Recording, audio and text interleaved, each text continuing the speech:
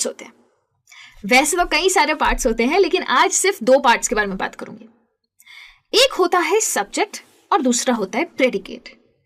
बड़े बड़े शब्द हैं लेकिन मतलब बहुत सिंपल है।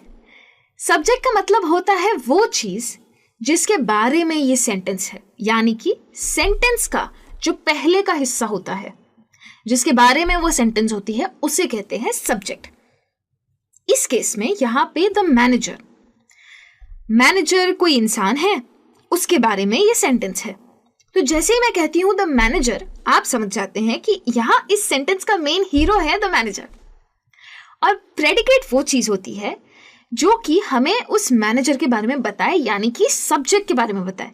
तो सब्जेक्ट के बारे में जब भी हमें कुछ पता चलता है तो वो सेंटेंस के आखिरी हिस्से से पता चलता है, इसीलिए उस हिस्से को हम कहते हैं प्रेडिकेट। अब जैसे कि आपके सामने यहां एक सेंटेंस है। सेंटेंस है the cat is sleeping in the room. अब आप इस सेंटेंस को देखिए। सेंटेंस किसके बारे में है? कैट के बारे में। तो कैट हो गई क्या? सब्जेक्ट। कैट कर क्या रही है? कैट कमरे में सो रही है। The cat is sleeping in the room. तो is sleeping in the room हो गया हमारा प्रेडिकेट। वैसे ही अगर आप एक दूसरी सेंटेंस देखें, ही रीड्स।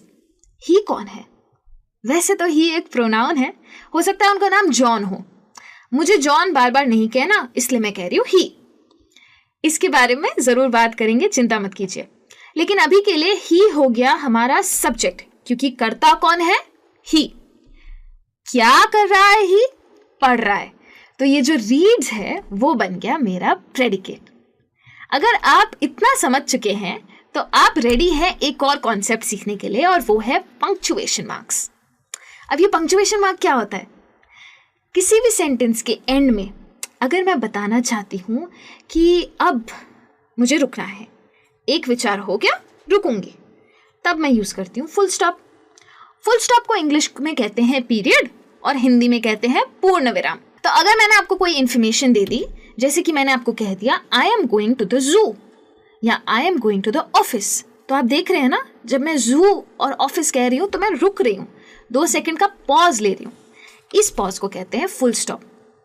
यहां इस वीडियो में आप देख सकते हैं कि मैंने सेंटेंस के एंड में एक डॉट लगाया है।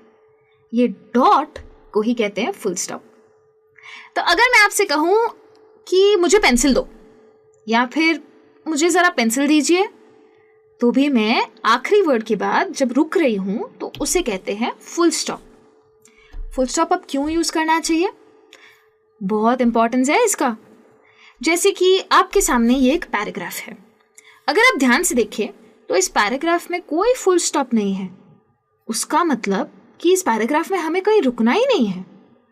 अगर बिना रुके पढ़ना है तो मैं तो थक जाऊंगी, पर कोशिश करती हूँ।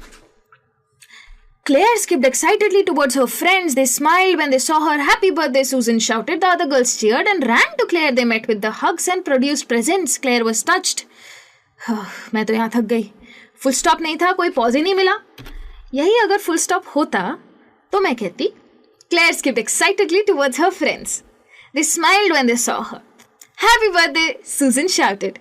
The other girls cheered and ran to Claire. They met her with hugs and produced presents. Claire was touched.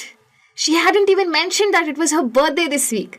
One of them must have remembered and organized all this. फर्क देख रहे हैं? ये सिर्फ पढ़ने की बात नहीं है, ये बोलने की भी बात है। जब मैं एक विचार के बाद रुकती हूँ तो सामने वाला इंसान समझ पाता है कि ये एक विचार पूरा हुआ, अब दूसरे विचार पे जा सकते हैं। तो फुल स्टॉप का ये महत्व है। लिखने में आप कैसे यूज करेंगे फुल स्टॉप? लिखने में जैसे कि आप देख सकते हैं, जहां मेरा आखिरी वर्ड खत्म होता है उसके बाजू में मैं बस एक डॉट लगाऊंगी। उससे दूर मत लगाना डॉट, क्योंकि वो गलत होता है। और बोलने में मैं 2 सेकंड का पॉज लूंगी।